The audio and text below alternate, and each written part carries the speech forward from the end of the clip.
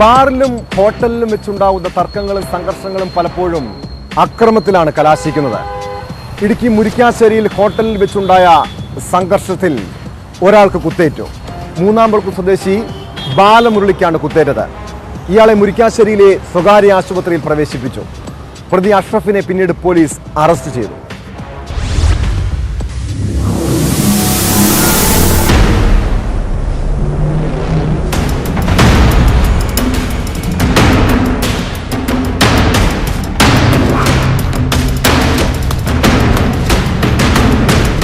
Murickassery ടൗണിലുള്ള NSM ഹോട്ടലിലാണ് സംഭവം.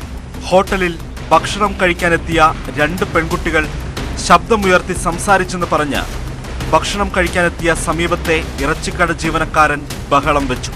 ഈ സമയം ഇവിടെ ഉണ്ടായിരുന്ന മറ്റു യുവാക്കൾ വിഷയത്തിൽ ഇടപെട്ടെങ്കിലും കടയുടമ ഇടപെട്ട് രംഗം ശാന്തമാക്കി. തുടർന്ന് ഭക്ഷണം കഴിച്ചിറങ്ങവേ പുറത്ത് കാത്തുനിന്ന ഇറച്ചിക്കട ജോലിക്കാരൻ പീച്ചാനിയിൽ അഷ്റഫ് യുവാക്കളെ ആക്രമിക്കുകയായിരുന്നു.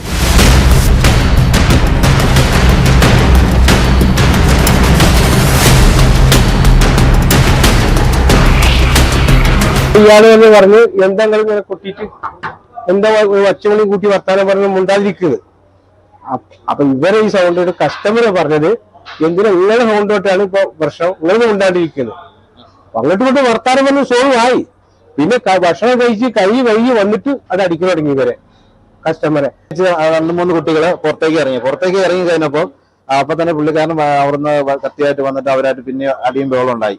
പിന്നെ ലാസ്റ്റ് കത്തി എടുത്തോണ്ട് വീശിപ്പോ ഒരു പയ്യന്റെ സൈഡിൽ കൂടെ കത്തി കൊണ്ടു. ബാക്കി ഒരു പയ്യൻ ഓടിയില്ലെങ്കിൽ അവനെ ഓടിച്ചിട്ട് കുത്തി, അവൻ ഓടി രക്ഷപ്പെട്ടു.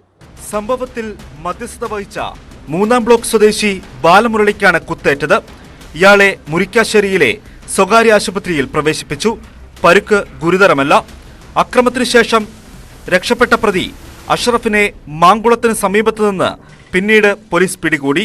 മൊബൈൽ ടവർ ലൊക്കേഷൻ കേന്ദ്രീകരിച്ച് നടത്തിയ അന്വേഷണത്തിലാണ് പ്രതിയെ പിടികൂടാനായത്.